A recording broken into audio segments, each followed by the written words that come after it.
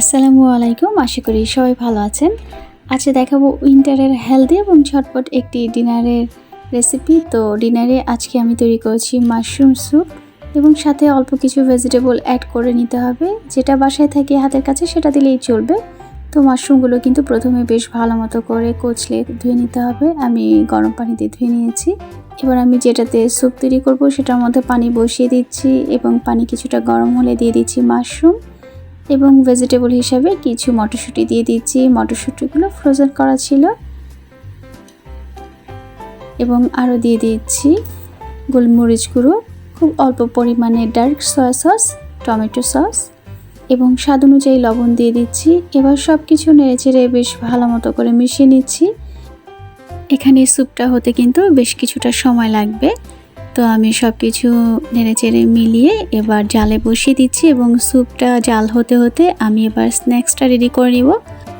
আর স্ন্যাক্সের জন্য আজকে আমি ইনস্ট্যান্টলি নিয়েছি ফ্রোজেন কাঁকড়ার পাকোড়া।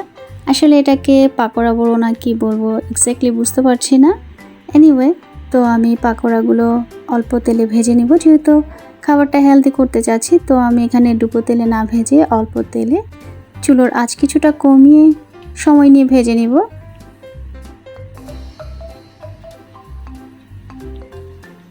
পাকোড়া সবগুলো তেলের মধ্যে দিয়ে দিলাম। পাকোড়ার এক পাশ 2 থেকে 3 মিনিট ভেজে উল্টে দিচ্ছি। এইভাবে আমি উল্টে পাল্টে পাকোড়াগুলো মোটামুটি রেড ব্রাউন করে ভেজে নিব।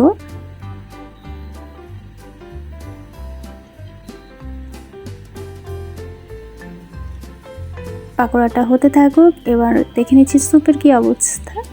স্যুপটা বেশ ভালো মতোই জাল হয়েছে। এবার স্যুপের মধ্যে আরও কিছুটা ভেজিটেবল অ্যাড করে দিচ্ছি। দিয়ে দিচ্ছি রেড ক্যাপসিকাম। স্যুপটা কিন্তু আরও 5 থেকে 6 মিনিট রান্না করতে হবে। তো আমি আবারও সব কিছু নেড়েচেড়ে মিলিয়ে নিচ্ছি এবং রান্না করে নিচ্ছি। এবার দেখে আসি পাকোড়ার কি অবস্থা। পাকোড়াটা কিন্তু একেবারে রেডি হয়ে গেছে। তারপরেও আমি আরেকবার উল্টে নিচ্ছি। পাকোড়া একেবারে ক্রিস্পি এবং রেড ব্রাউন হয়ে গেছে। দেখতে বেশ ডিলিশিয়াস লাগছে এবং খেতেও কিন্তু মাশাআল্লাহ খুব ভালো ছিল। তো আমি পাকোড়াটা নামিয়ে এক পাশে রেখে দিচ্ছি এবং এই পর্যায়ে স্যুপটা কমপ্লিট করে নেব। স্যুপের মধ্যে একটি ডিম ফেটিয়ে দিয়ে দিচ্ছি। ডিমটা স্যুপের মধ্যে দিয়ে একটু ঘন ঘন নেড়ে নিচ্ছি যেন সব কিছু বেশ ভালো মতো করে মিলিয়ে যায়। আরও কিছুটা জাল হওয়ার পরে এবার দিয়ে দিলাম 2 টেবিল চামচ পরিমাণে কর্নফ্লাওয়ার। কর্নফ্লাওয়ারটা নর্মাল পানিতে গুলে নিতে হবে। কর্নফ্লাওয়ার দেওয়ার পরেই কিন্তু স্যুপটা বেশ ঘন হয়ে যাবে এবং পারফেক্ট থিকনেসও চলে আসবে। এবার স্বাদ অনুযায়ী কিছুটা চিনি দিয়ে দিচ্ছি। এবার আবারও নেড়ে চেড়ে নিচ্ছি। স্যুপটা একেবারে কমপ্লিট হয়ে গেছে। এবার চুলার আঁচ অফ করে দিচ্ছি এবং দিয়ে দিচ্ছি বেশ খানিকটা লেবুর রস। এবার আরও কিছুটা নাড়াচাড়া করে নিচ্ছি। স্যুপটা রেডি হয়ে গেছে। আজকের ডিনারে তৈরি করে নিলাম মাশরুম অ্যান্ড ভেজিটেবলের হেলদি স্যুপ এবং সেই সঙ্গে কাঁকড়ার পাকোড়া। এবার খাবার পালা।